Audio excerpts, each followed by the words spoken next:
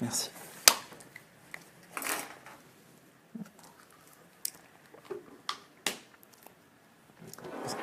Branche le PC. Ouais.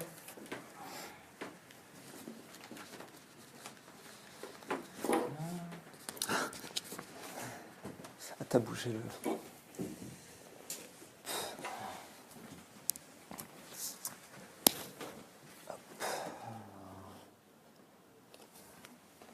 On va ouvrir ce truc.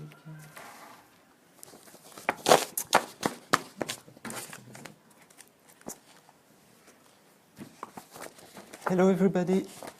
Hi. Here's Brennos. And here's Le0ben. And we're going to speak with you about the church, as we said. So, we're going to make some last-minute adjustments. Okay. So, as you know, the table of contents is faith and sins, the priests, the bishops, relationships between politics and religion, the matter of the autocephalous churches and other religions, miscellaneous, which is a hard word, and other news which are not directly related to church. So, let's go.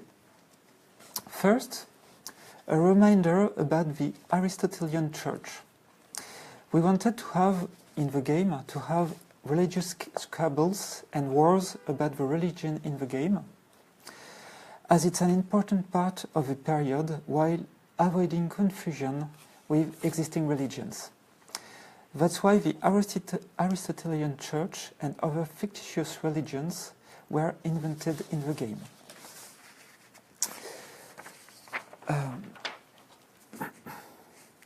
So, as you know, we've worked on a rework of the church, and in July we'll start with the first chapter, the reworking of the church in the game, and later, after the mobile app has been released, we'll release chapter 2, which focuses on the head of a church.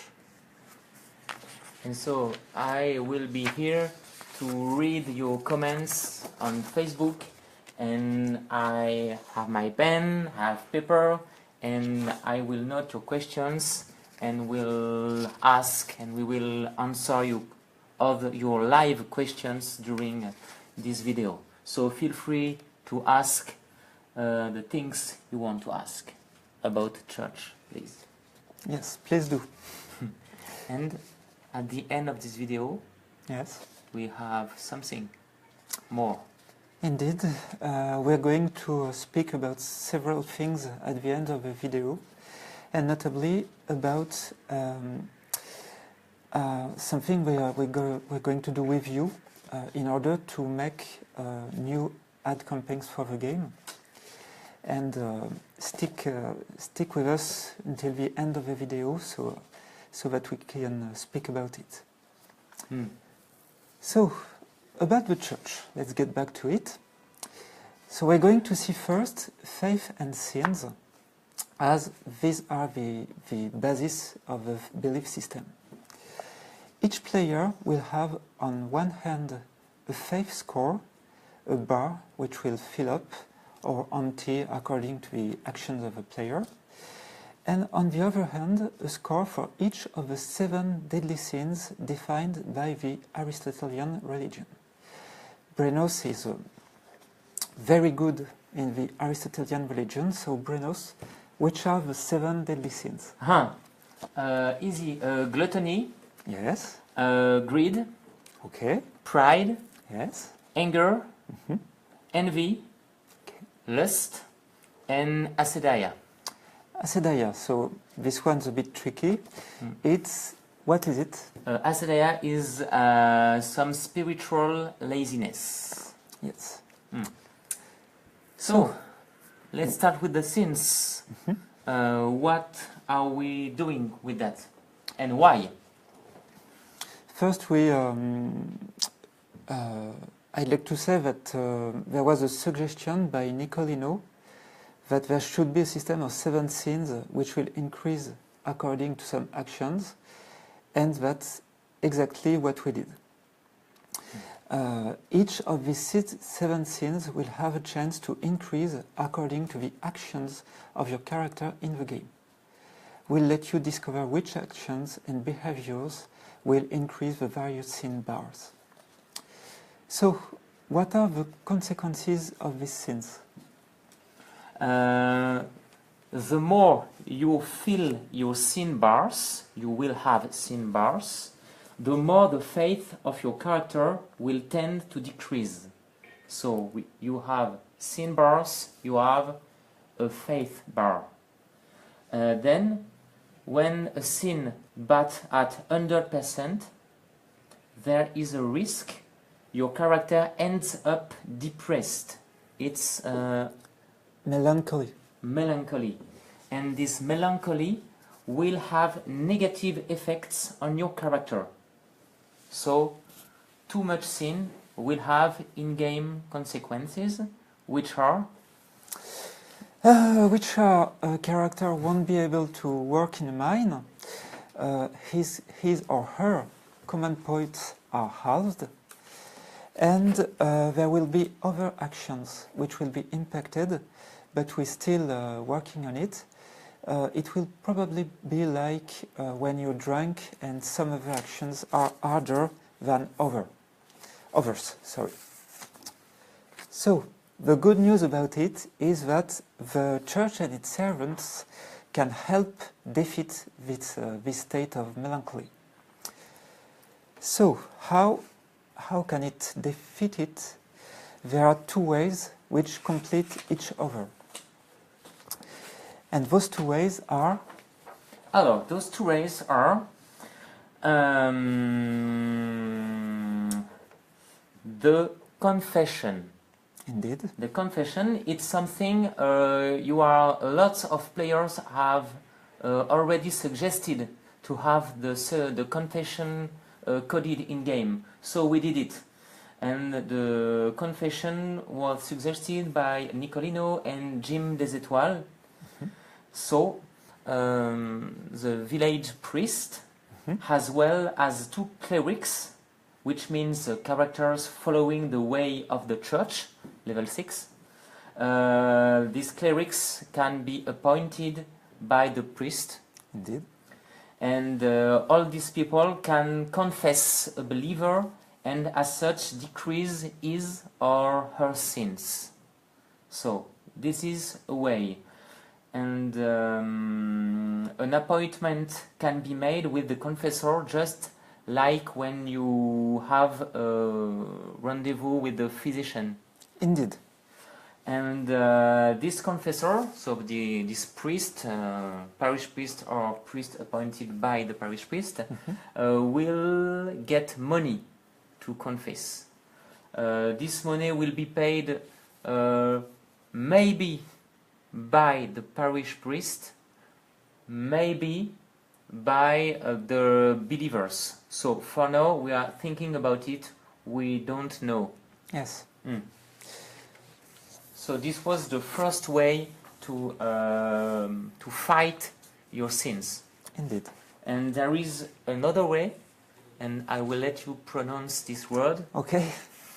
Those are the indulgences. Indulgences. So this is, there are a lot of religious lingo in this Facebook Live because of this.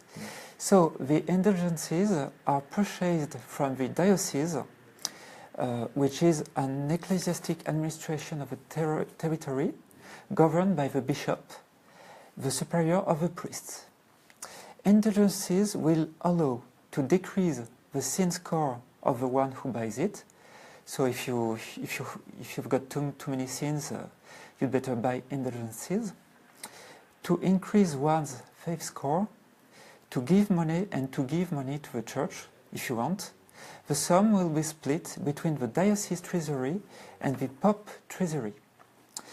We'll tell you more about the financial aspect of this rework later. So, committing too many sins may have harmful consequences and decrease faith. About faith, we've seen that it can be increased by buying indulgences, but there are other ways too. The faith. There was a suggestion by Falco, which was to rebalance the improvement of the faith by attending masses. It completely makes sense, and we're going to do it. Attending Mass will fill the faith bar, and saying Mass will too, for the priest doing it. We'll speak more about Mass when we'll cover the priests. So, just a thing, so Yes. welcome, because you are more and more to come to this video live, so welcome to you all. And we had a first question by, sorry for the pronunciation, it's Xuri Xaba about the autocephalous churches, but don't worry, we will answer this important chapter later in this slide, so we don't forget you. We'll get to it, don't worry. So, what's faith for?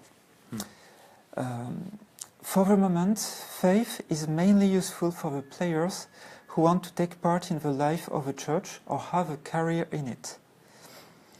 Can you give some example, or maybe you're too busy with the questions? It's okay, Gary. Okay. Le0ben, sorry. No problem. So, what was your question? It's here. What is faith for? What's faith for? Okay. You will need faith to be appointed as a bishop or as a diocesan council member, the canon. So, the strength of the candidate's faith will be very important factor, but we will give more details later about it. And about choosing a priest for the village, the strongest the faith of a character is, the more he or she will have an impact on the community to choose the new priest. And about that too, we will tell you more in details about priests and bishops in their own chapter. So, sins and faith are two major characteristics, Yes. which will have an effect on all the characters of Renaissance kingdoms. But let's see now the changes for the characters which are directly connected to religion, whether by choice or because of their position in the society. Yes. Talona, for instance, had made a suggestion about giving priests more powers with more possible interactions. So we're going to talk about them now. Let's get to the priests. So, just to remember, the priest is the cleric who is in charge of a parish, and in Renaissance kingdoms, a parish corresponds to a village. So, what can a priest do? Like before, he can still bless weddings, celebrate Mass, write a message on the church panel. But here's what's new for him. Now he'll be able to confess sins and appoint up to 2 confessors for the village to do it too. We've talked about that a few minutes ago. See who attends Mass, who gives the collection, who gives to the collection, there's an optional collection at the end of each Mass, and who buys indulgences. And he can also celebrate Mass to increase one's own score of faith, his score, and the scores of the believers in the attendance. And he can also get donations of the believers attending Mass. Those donations will be between 0 and 200 pence. So, we had several suggestions about it. Bardieu, Nicolino, Falco all of them had suggested that the village priest must buy the wine and the bread for the mass. And that's an interesting suggestion. The problem is that although bread is very easy to find, wine it's not so easy. Getting supplies of wine could be a problem. So we're going to toy a bit with this idea, see if we can do something, and we'll get back to it later. And there were other suggestions. For instance, a listener, Jim Desétoile, Aliénor Catherine, Princess Wen, and Le0ben, have suggested more flexibility to set up the Mass hours. Currently, there's a Mass on Sunday with limited times, and there's a Mass any day of the week, which can be chosen by the priest. So we are not going to change that, but on the other hand, we are going to make sure that attending one Mass is enough for the 5 points, enough for you to get enough 5 points in a week. So it shouldn't be a problem. There were also a lot of questions about managing and suggestions about managing the church treasury. There was Data, Nicolino, Obnar, who were talking about it. And you will be happier when we will talk about bishop's treasury. So wait for the bishop chapter, we will talk more about money. Yeah. But as you've seen, maybe buying bread and wine, maybe the salary of the confessors, receiving donations of the believers, and the possibility to transfer money to the diocese's treasury. So now a question for you, if you want. How was the priest chosen? Oh, okay. And so welcome to Sébastien Lourdin and welcome Marjorie. Yes. We are joining this live. Hello, Marjorie. So, Marjorie was in Celsius Online, but she lives now in United States. So at New York.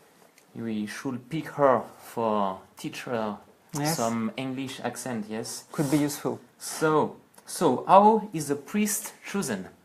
How is a priest chosen? As Aubenas has stated, electing a priest can be seen as anachronic.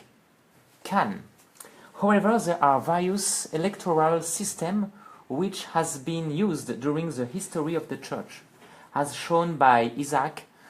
So we've tried to use a system which is simple, inspired by history, and fun to play. So I'm sure if you are coming on the forum and ask to passionate players, they will have numerous examples to show you Yes. To show you, okay, about some... About the history of the religions, yes. Points where electoral systems have been used. So, a lot of, in different countries, different periods, so it's very rich. So, for us, for the parish priest, this is similar to an election, except that this is not an election, because the priest is named by the diocesan council. Diocesan. So it's a council of bishops. No, the council of the bishop. Yes. Yes. So based on the and this nomination, this appointment is made based on a vow made by the villagers. On a vow, yes, made by the villagers. So villagers are praying, hoping this will be this or this, which will be the new priest. The new parish priest. And then what happens in details? I can ask you, Le0ben. Yes.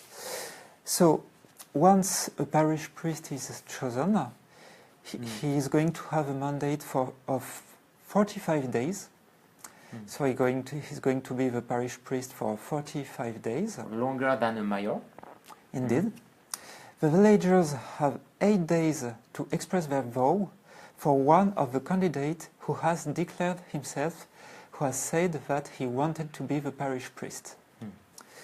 Once the 8 days are up, the bishop, who has to be in the village, or the councillor in charge of the priests, have 5 days to appoint the candidate chosen by the villagers or to veto it. He can refuse the candidate, the chosen candidate. If he doesn't choose in this time lapse, then the candidate is automatically becomes the parish priest. If the bishop uses his veto, then there's a new election. There are new vows by the. Because this is not an election. It's not an election. There are new vows. There are new prayers by the villagers who are asking for, who want a new priest. And this time, the bishop won't be able to veto the new chosen by the prayers candidate. So you have bishop has a veto. He can use it, then no veto for the following not election, but for following chosen system for the parish priest. Yeah. Then if there's no bishop, there cannot be a new priest in the parish. So bishop has an important role in a diocese. And just a detail, Yes. if you thought if the villagers are hoping you are the new priest and the bishop vetoes you, Oh yes. then the following election, priest chosen system, Yes. this veto is the priest cannot participate to be the new priest. Okay, I'm not sure if I'm clear, but Yes. If you've been vetoed by the bishop as a chosen candidate, there will be new prayers by the villagers, and you cannot take part in it. so then so you said if there is no bishop, we cannot choose a new priest. We have to wait the next bishop to be able to choose a priest for your village. And then maybe we can speak about the faith. Right. Yeah.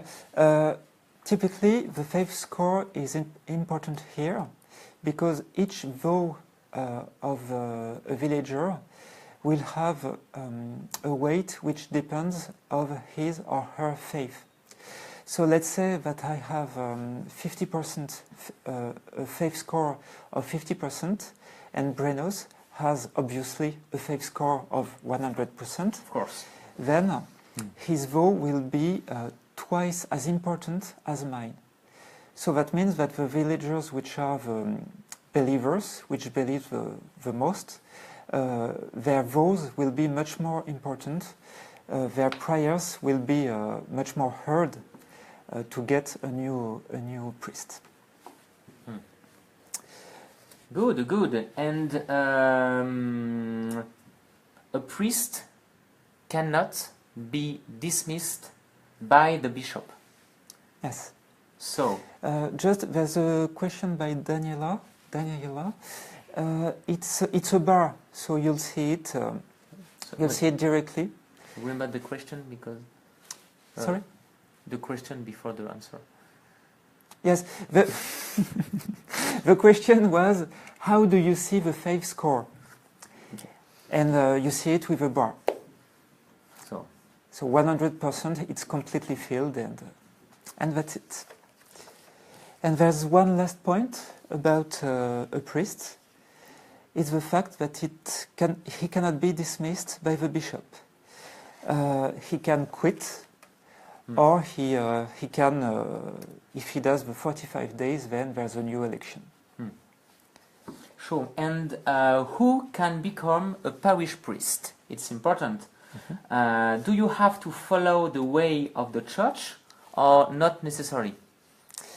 We had several suggestions about it, and some were conflicting, like the ones by Labienus and Venani, who both had good reasons to favor one option or the other. So we've chosen the middle ground here, which makes it so that the characters following the way of the church have an advantage. They have a clear advantage. We will talk a little bit more about it later. And however, it is possible for characters who do not follow the way of the church to become the parish priest, either because they feel like it, or because there's no cleric available in the village. About the rules, anybody can be a candidate, but the candidates who are following the way of the church have a 50% bonus for the prayers of the players who have chosen them. So, there is a real advantage for the priests, yes. And if you want to be a diacon, so priest, not being in the way church, you can be. Maybe because you love it, or maybe because there is not enough priests in your village. And we have a question from Philip Kroll. What if I convert all my village to Spinozism for the glory of reason before faith? So, we will explain you later what some global answer for the other religions, etc. But if all the villagers want to have a Spinozist, which is some heresy for the other players, if you want to have an heretic as a priest, as a parish priest, you can. But your bishop will use his veto the first time. But just after, if you have another candidate for the Spinozism religion, the bishop cannot prevent that. And for 45 days, you will have a priest who will be an heretic. So, I'm sure you're happy, Philip. Then,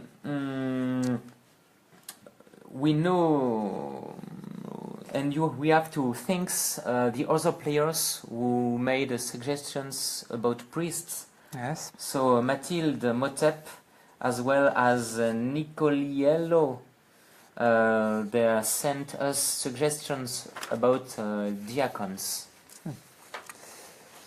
About deacons. Well, yes, Deacons, because sorry. a candidate who ends up being a parish priest and who does not follow the way of the church will be called a deacon. Brennos, I'm checking the time and I see that we have a lot of things to say. Oh, so we're going yes. to speed up as fast as we can to tell you the good things. Okay. Okay.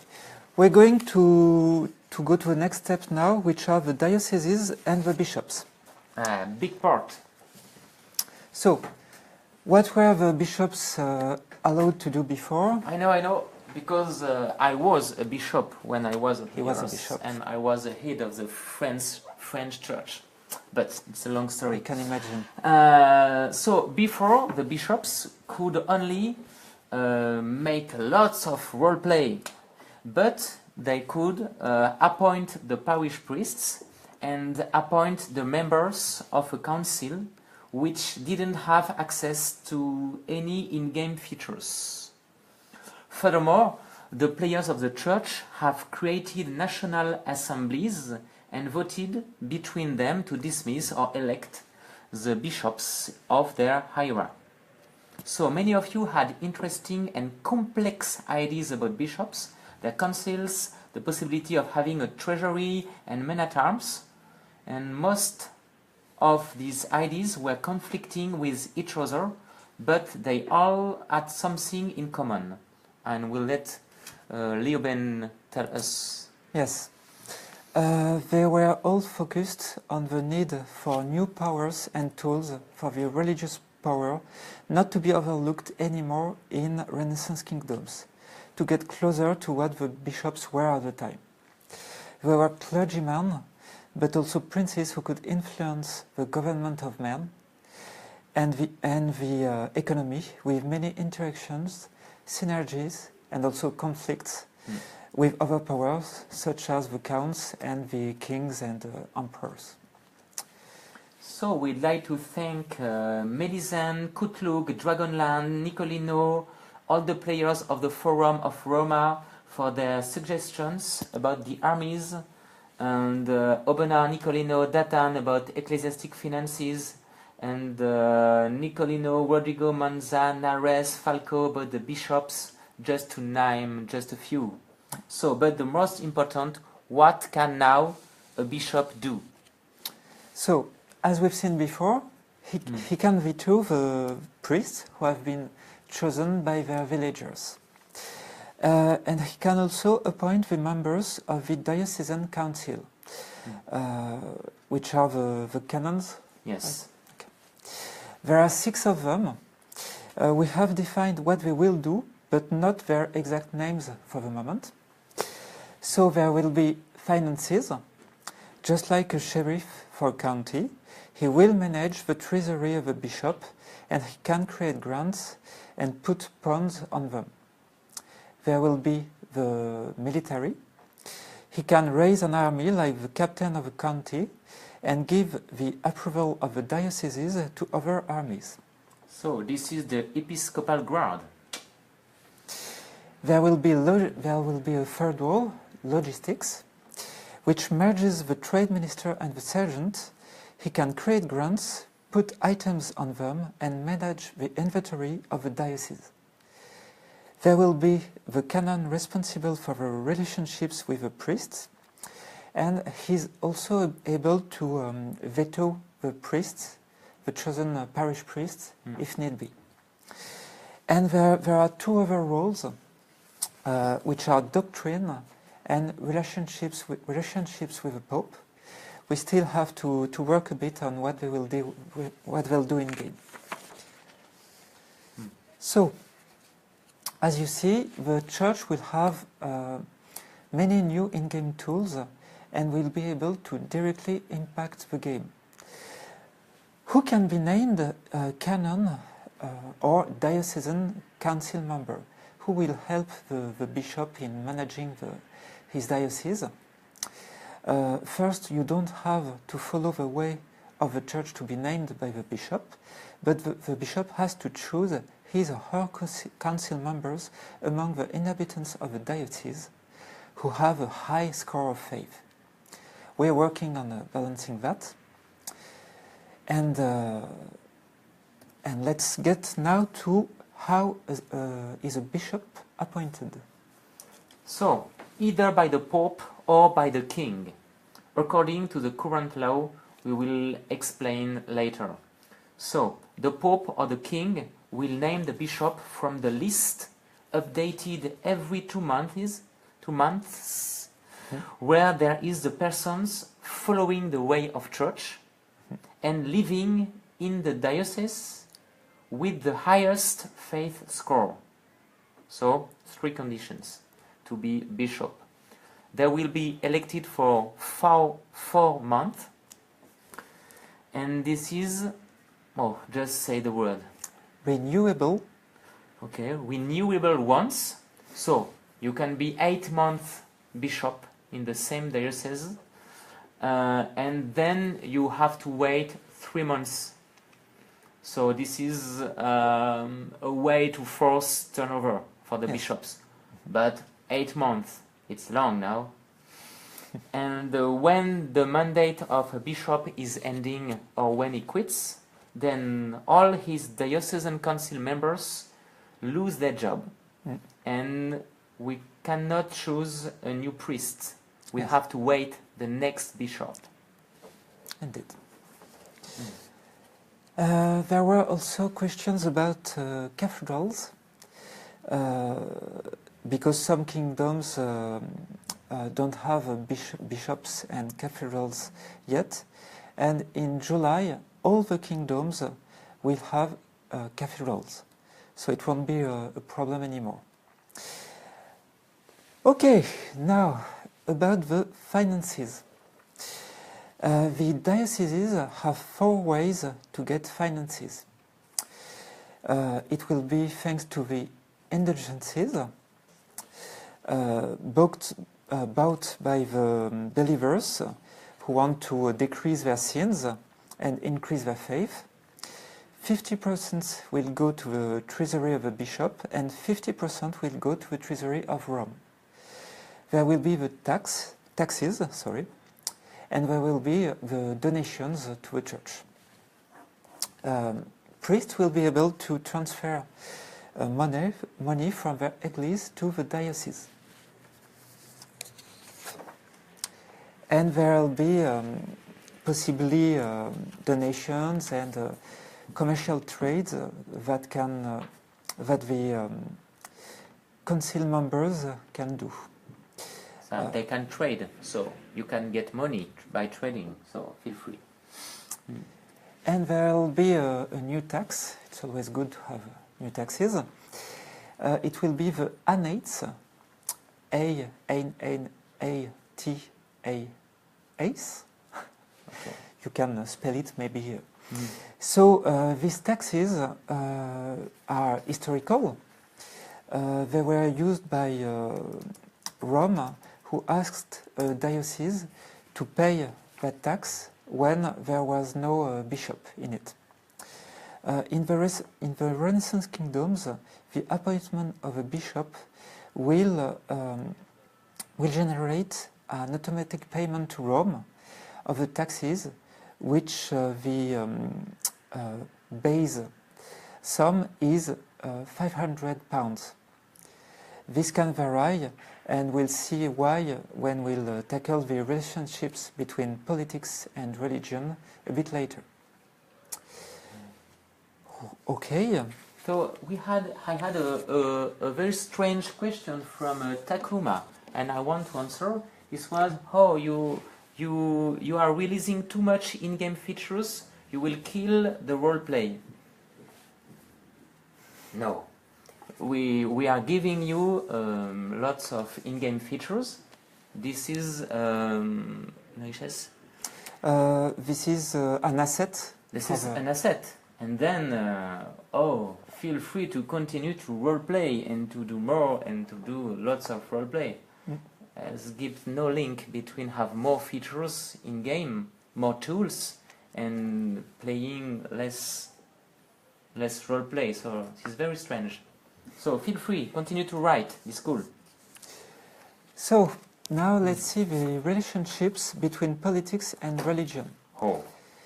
The bishops and the counts will keep having meetings, reason to speak with each other, because of the fact that now the bishops will have a real government and a financial and military autonomy. And there's another important element which will happen now. There will be investiture squabbles. By default, this is the Pope who appoints the bishops, but this can be modified by an army if the army has the approval of the kingdom and is in charge of the status quo of the capital of the diocese. In this case, the leader of the army will have 2 possible actions. He can change who will appoint the next bishop. Look, in this case, it will be the king instead of the pope, the king or the emperor instead of the pope. And he can decrease the amount of the annate they have to pay to Rome. So, of course, there's a balance in this, as now there can be armies which will be approved by the Pope too. and it also can take the status quo of a capital of a diocese and then change it back to the Pope to choose the bishop, and also increase the sum of the annates that has to be paid to Rome. So this should lead to some interesting situations. And there are some changes because of this.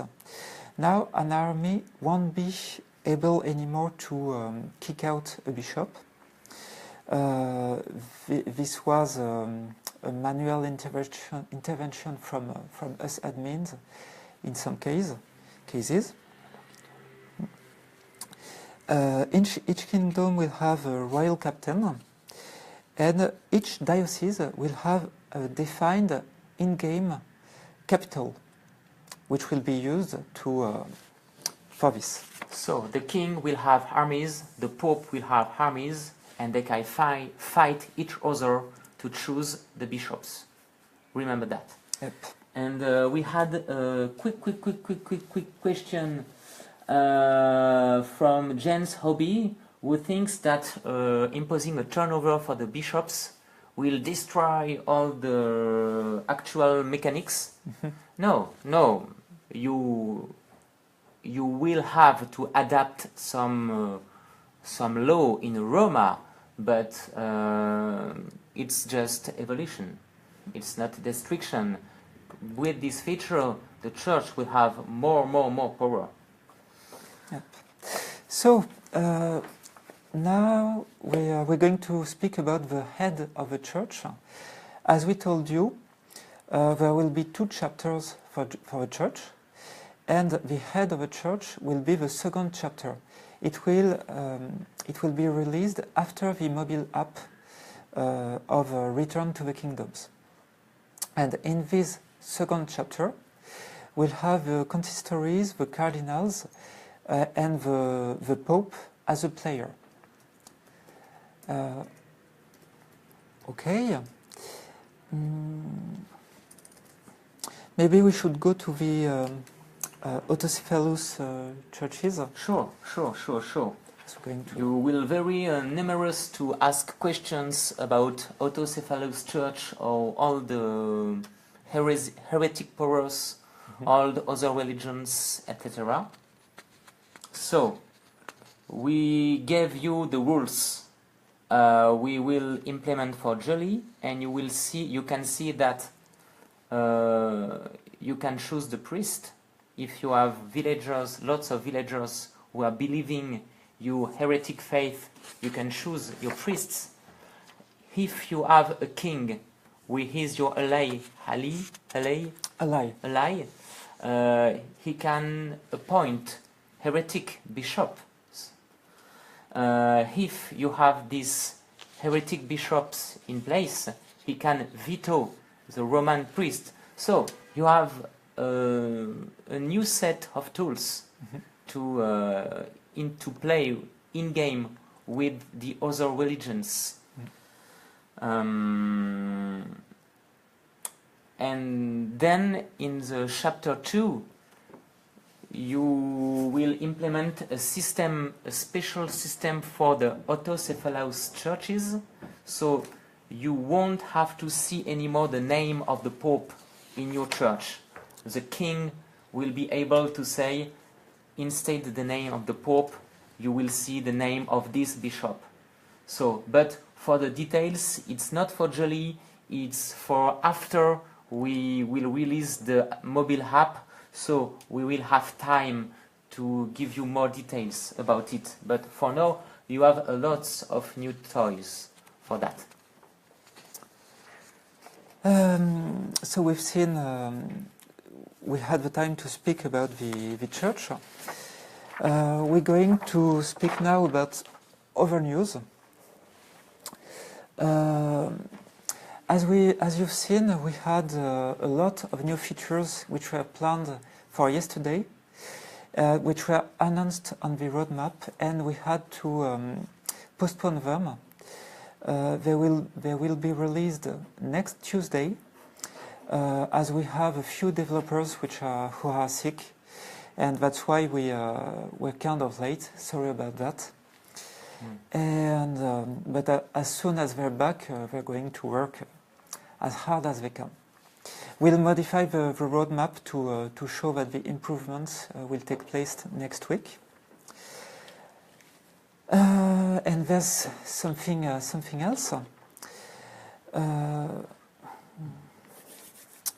As you know, we've started seeing things with you on the roadmap to show you the improvements, the big reworks, the mobile app, which is a big thing.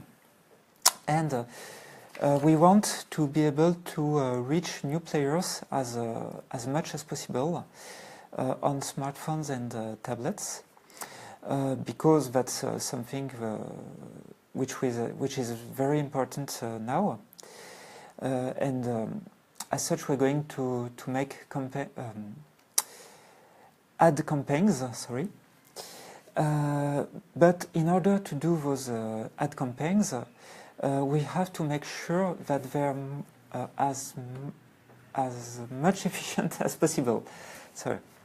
Sure. And for this, we have to know more about the profile of the players who love Renaissance Kingdoms. And as such, we're going to offer a form to all the players so that they can tell us more about them and about the games they are playing, about what they think about Renaissance Kingdoms. And this will help us for these ad campaigns. Do you want to add something about this, Brennos? Did I forget something? No, just as Gary said, help us knowing you more. And just 3 minutes in your time, maybe next week, yes. Fill the form and you will make us happy, and I can tell that, make Renaissance Kingdoms great again. You can tell that. And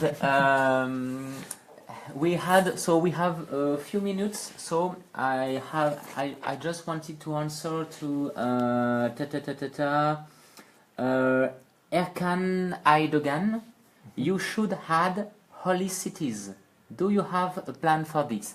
Yes, in chapter 2 with the Pope. Maybe you will speak about Vatican. And waiting for that, we are playing the Pope. And the taxes with indulgences and with annates, this money will come in the Pope treasury. So the Pope treasury is starting now, in July. And in July. Yes. When later with the chapter 2 you will have a Pope who will be a player, he already have some money to govern. So that's it. Thank you everybody to have giving us your suggestions, your questions, to have joined us during this live. Feel free to follow the instructions we let you on the forum, on the dashboard, so you can comment s'abonner. So you can subscribe. Yeah, subscribe to the Facebook Live. Good.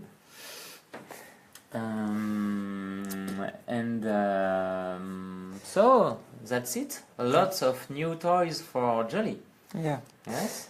Yeah, there was a lot to present to you in just a little less than 1 hour. And we're going, as usual, to put this video on YouTube, and we'll ask the players who are kind enough to translate the subtitles. They're also the ones who translate the game to help us with the subtitles. If you feel like you'd like to give them a hand, feel free to do so. This is always helpful. So, and in a few minutes, we will make the live in French.